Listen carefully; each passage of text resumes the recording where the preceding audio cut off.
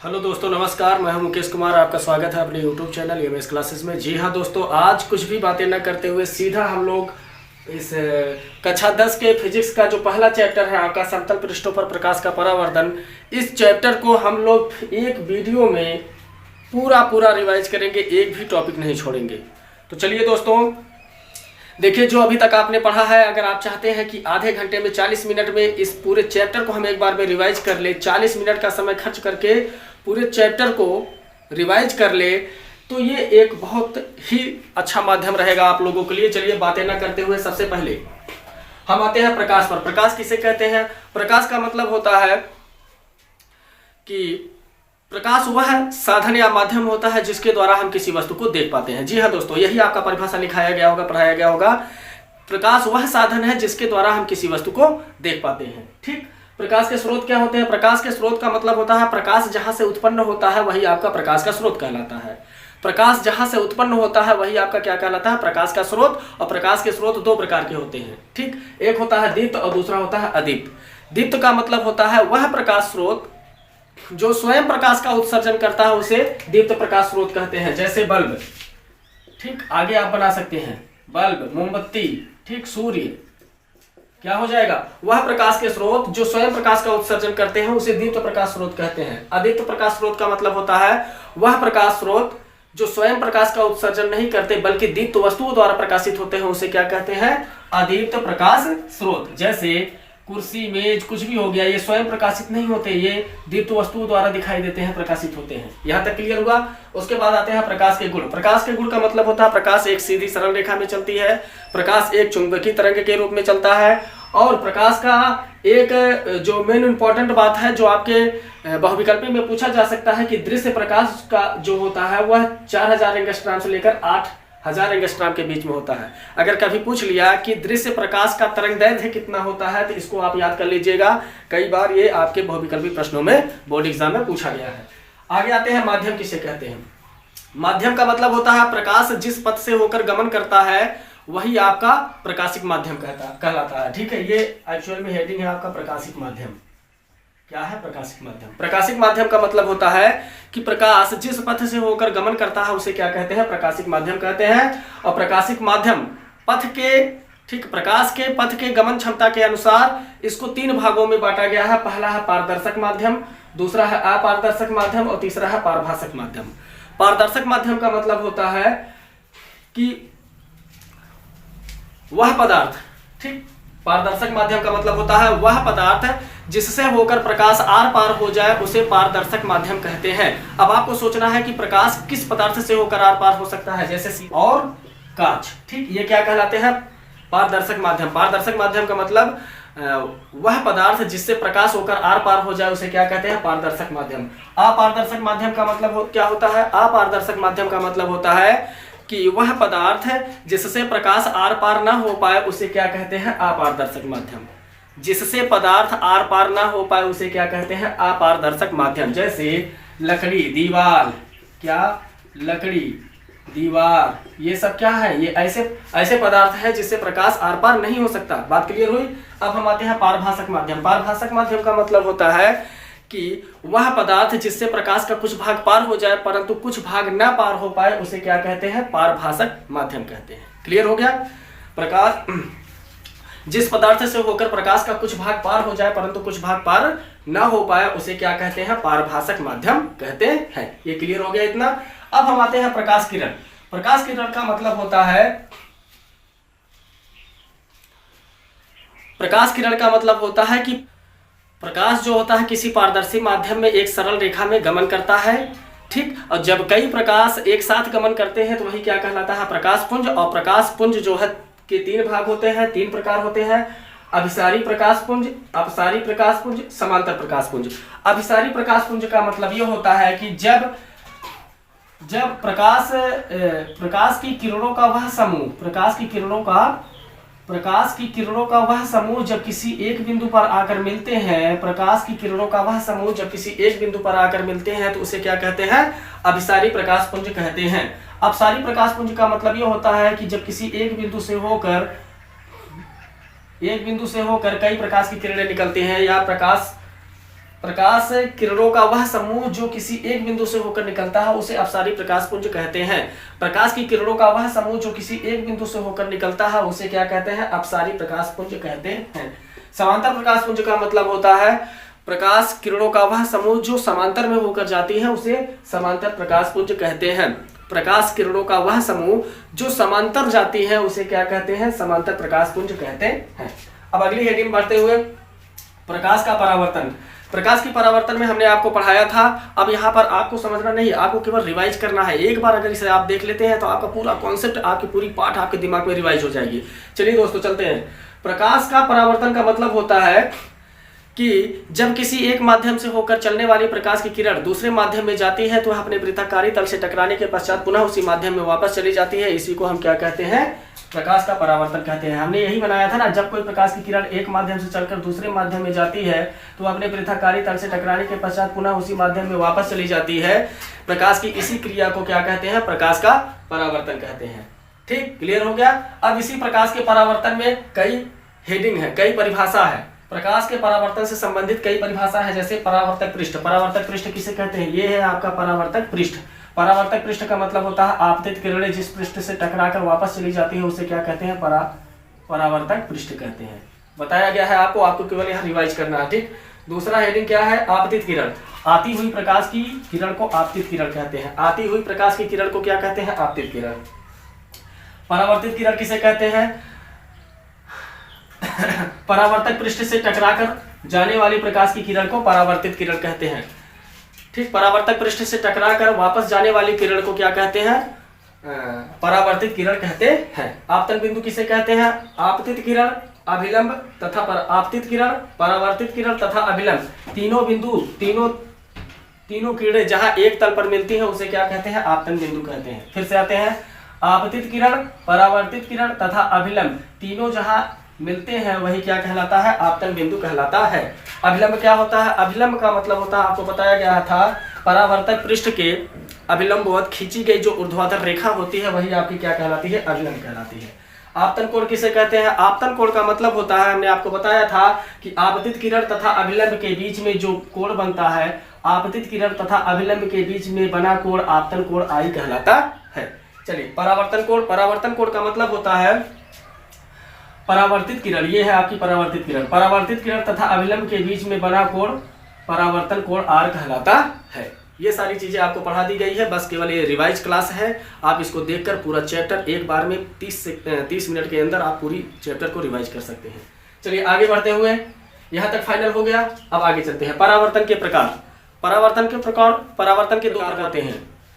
परावर्तन के दो प्रकार होते हैं, एक नियमित परावर्तन और एक अनियमित परावर्तन। नियमित परावर्तन का मतलब होता है जब प्रकाश की किरणें परावर्तक पृष्ठ से टकराने के बाद समांतर निकलती हैं तो उसे नियमित परावर्तन कहते हैं। आप याद कीजिए हमने क्या पढ़ाया था। देखिए यहाँ पर हमें नॉलेज नहीं देना है, यहाँ पर आपका हमें रिवाइज कराना है, आपको याद कराना है। ठीक, आप इसको 3 बार देख लीजिएगा पूरा चैप्टर। अगर आपको न याद हो जाए तो फिर कहिएगा। पहले एक बार पढ़ लीजिए, उसके बाद इस वीडियो को 3 बार लगातार देखिए, दूसरे तीसरे दिन अंतराल करके, उसके बाद देखिए ये पूरा चैप्टर आपको क्लियर। दोस्तों अब हम लोग परावर्तन के प्रकार पर पहुंचते हैं। परावर्तन 2 प्रकार के होते हैं, एक नियमित परावर्तन और दूसरा अनियमित परावर्तन। नियमित परावर्तन का मतलब होता है कि जब कोई प्रकाश की किरण किसी चिकने समतल पृष्ठ पर पड़ती है तो चिकने या समतल पृष्ठ पर पड़ने के बाद किरणें जो है समांतर निकल जाती है, वही क्या कहलाती है? नियमित परावर्तन। क्या समझाया गया था आपको इसमें? बस 1 मिनट चित्र के माध्यम से समझा दे रहे हैं आपको। नियमित परावर्तन का मतलब आती हुई प्रकाश की किरणें जब किसी चिकने पृष्ठ पर पड़ती है तो इस पृथककारी पृष्ठ से टकराने के बाद किरणें जब समांतर निकल जाती है, यही क्या कहलाती है? नियमित प्रकाश का परावर्तन, नियमित परावर्तन कहलाता है।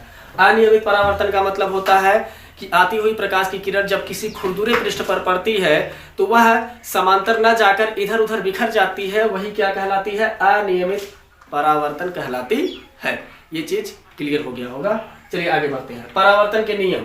परावर्तन के 2 नियम होते हैं। परावर्तन के कितने नियम होते हैं? 2 नियम होते हैं। पहला नियम होता है कि आपतित किरण, परावर्तित किरण तथा अभिलंब तीनों एक तल पर होते हैं। परावर्तन का पहला नियम क्या होता है? आपतित किरण, अभिलंब तथा परावर्तित किरण। अर्थात फिर से आते हैं, आपतित किरण, परावर्तित किरण तथा अभिलंब तीनों एक तल पर होते हैं। ये प्रकाश के परावर्तन का पहला नियम होता है। दूसरा नियम होता है कि आपतन कोण I तथा परावर्तन कोण R दोनों बराबर होते हैं। आपतन कोण I तथा परावर्तन कोण R दोनों बराबर होते हैं। यह परावर्तन का दूसरा नियम होता है। चलिए आते हैं प्रकाश की उत्क्रमणीयता पर। प्रकाश की उत्क्रमणीयता क्या होती है? प्रकाश की उत्क्रमणीयता का मतलब होता है कि जब किसी प्रकाश के परावर्तन में परावर्तित किरण आपतित किरण की भांति व्यवहार करने लगे तथा आपतित किरण परावर्तित किरण की भांति व्यवहार करने लगे तो प्रकाश का यही गुण क्या कहलाता है? प्रकाश की उत्क्रमणीयता कहलाती है। क्या कहलाती है? प्रकाश की उत्क्रमणीयता। हमने क्या बताया? जब किसी प्रकाश के परावर्तन में आपतित किरण परावर्तित किरण की भांति तथा परावर्तित किरण आपतित किरण की भांति व्यवहार करने लगे तो प्रकाश का यही गुण क्या कहलाता है? प्रकाश की उत्क्रमणीयता कहलाती है। ठीक, क्लियर हो गया? प्रतिबिंब किसे कहते हैं? किसी वस्तु से होकर चलने वाली प्रकाश की किरणें, किसी वस्तु से होकर चलने वाली प्रकाश की किरणें परावर्तन या अपवर्तन के पश्चात किरणें जहां पर मिलती है या मिलती हुई प्रतीत होती है उसी को हम क्या कहते हैं? क्या कहते हैं? प्रतिबिंब कहते हैं। क्या समझ में आया? किसी वस्तु से होकर चलने वाली प्रकाश की किरणें परावर्तन या अपवर्तन के पश्चात जहां पर एक दूसरे से मिलती है या मिलती हुई प्रतीत होती है वही क्या कहलाती है? आपकी प्रतिबिंब। यही हो गई प्रतिबिंब की परिभाषा। अब ये प्रतिबिंब दो प्रकार की होती है, एक होती है वास्तविक प्रतिबिंब और दूसरा होता है आभासी प्रतिबिंब। वास्तविक प्रतिबिंब का मतलब होता क्या होता है? अगर आपसे पूछ लिया गया कि वास्तविक प्रतिबिंब की परिभाषा बताइए, क्या बताएंगे? जब किसी वस्तु से होकर चलने वाली प्रकाश की किरणें अपवर्तन या परावर्तन के पश्चात किरणें वास्तव में मिलती है उसी को हम वास्तविक प्रतिबिंब कहते हैं। जब किसी वस्तु से होकर चलने वाली प्रकाश की किरणें परावर्तन या अपवर्तन के पश्चात किरणें वास्तव में मिलती है तो वही क्या कहलाती है? वास्तविक प्रतिबिंब। अब हम आते हैं दूसरे नंबर आभासी प्रतिबिंब पर। आभासी प्रतिबिंब क्या होता है? आभासी प्रतिबिंब का मतलब होता है जब किसी वस्तु से होकर चलने वाली प्रकाश की किरणें परावर्तन या अपवर्तन के पश्चात किरणें वास्तव में नहीं मिलती बल्कि मिलती हुई प्रतीत होती है उसी को क्या कहते हैं? हम आभासी प्रतिबिंब। अगर आपसे पूछ लिया गया प्रतिबिंब कितने प्रकार का होता है तो दो प्रकार का, एक वास्तविक प्रतिबिंब और दूसरा आभासी प्रतिबिंब। जी हाँ दोस्तों, अब आगे बढ़ते हुए पहुंचते हैं हम दर्पण पर।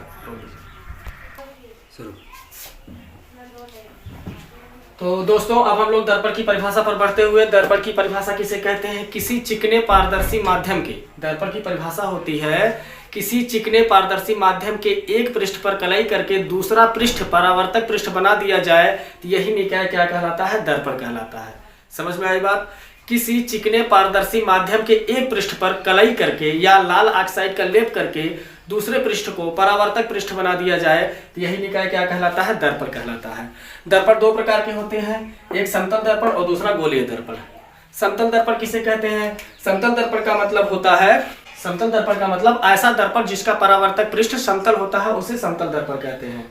समतल दर्पण का मतलब ऐसा परावर्तक पृष्ठ जिसका ऐसा दर्पण जिसका परावर्तक पृष्ठ समतल होता है उसे समतल दर्पण कहते हैं। गोलीय दर्पण किसे कहते हैं? गोलीय दर्पण का मतलब होता है, गोलीय दर्पण का मतलब होता है ऐसा दर्पण जिसका परावर्तक पृष्ठ गोलीय हो उसे गोलीय दर्पण कहते हैं। समतल दर्पण का मतलब जो जिसका परावर्तक पृष्ठ सीधा हो समतल हो उसे समतल दर्पण कहते हैं। गोलीय दर्पण का मतलब होता है जिसका पृष्ठ गोलीय हो या ऐसा दर्पण जिसका परावर्तक पृष्ठ गोलीय हो उसे क्या कहते हैं? गोलीय दर्पण कहते हैं। यहाँ पर एक टॉपिक छूट रही है दोस्तों, समतल दर्पण के कुछ गुण। ठीक है, तो समतल दर्पण के प्रमुख गुण ये होते हैं, हम आपको समझा दें। समतल दर्पण के दो तीन प्रमुख गुण याद कर लीजिएगा। समतल दर्पण का पहला गुण ये होता है कि इसका समतल दर्पण का पहला गुण होता है, समतल दर्पण का पहला गुण होता है कि इसका प्रतिबिंब सदैव सीधा और आभासी बनता है, आभासी और सीधा बनता है। दूसरा गुण ये होता है कि अगर समतल दर्पण में अपना पूरा प्रतिबिंब देखना है तो आपके ऊंचाई की आधी होनी चाहिए। मतलब ये है कि यदि किसी वस्तु का पूरा प्रतिबिंब देखना हो तो उस वस्तु की आधी ऊंचाई होनी चाहिए किसकी? समतल दर्पण की। ठीक, और दूसरी चीज, यदि कोई वस्तु समतल दर्पण से जितने दूरी पर रखा गया है उतनी ही दूरी पीछे उसका प्रतिबिंब बनेगा। यह समतल दर्पण का तीसरा गुण है।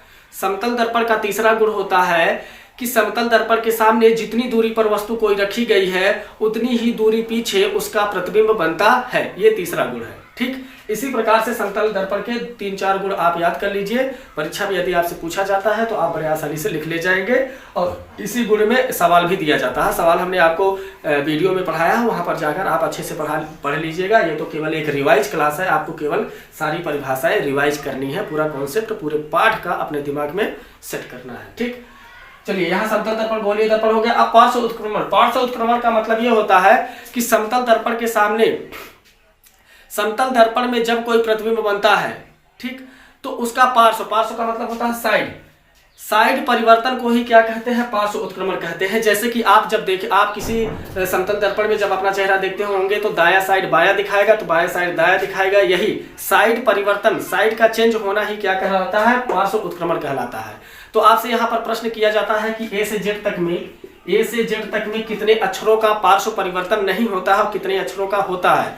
तो हम आपको बता दें, ए से जेड तक में 11, ठीक, ए से जेड तक में 11 अक्षरों का पार्श्व परिवर्तन नहीं होता है। 11 को छोड़कर शेष जितने बच जाते हैं, ठीक, उनका पार्श्व परिवर्तन होता है। अब किसका पार्श्व परिवर्तन नहीं होता, यदि आप इसे याद करना चाहते हैं तो आपको इस तरीके से ए बी डब्ल्यू एक्स वाई रटेंगे तो रट ही नहीं पाएंगे, भूल जाएंगे एग्जाम के टाइम पर। हम आपको एक ट्रिक दे रहे हैं, उस ट्रिक के माध्यम से आप याद कर सकते हैं कि किस अक्षरों का पार्श्व परिवर्तन नहीं होता। तो आपको याद करना है ए मोहित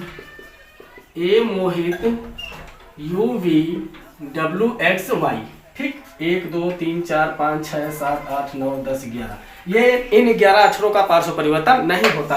अगर आप इसे किसी दर्पण में देखेंगे तो ये उल्टा नहीं दिख सकता, ठीक, जैसा है वैसा ही दिखेगा। इन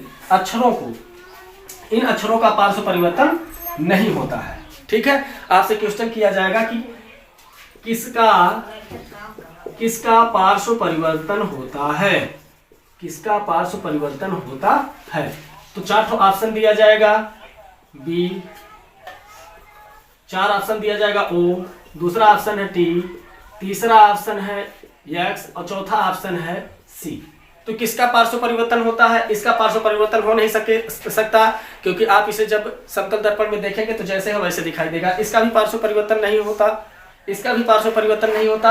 हाँ, सी का पार्श्व परिवर्तन होता है, क्योंकि सी का पार्श्व परिवर्तन होकर इस तरीके से बन जाता है समतल दर्पण में, ठीक। तो इस प्रकार से आप देख रहे होंगे 11 अक्षरों का पार्श्व परिवर्तन नहीं होता। इसी के साथ क्लास समाप्त हो रही है। और हाँ, देखिए, ये आपका रिवाइज का क्लास था। यदि आप इस वीडियो को हफ्ता में एक बार देख लेते हैं, अगर 2-3 बार इसको अच्छे से देख लेंगे तो ये पूरा चैप्टर आपके माइंड में एकदम सेट हो जाएगा, इसमें कोई दिक्कत नहीं है। तो अब आपसे विदा लेना चाहेंगे। इसी के साथ धन्यवाद।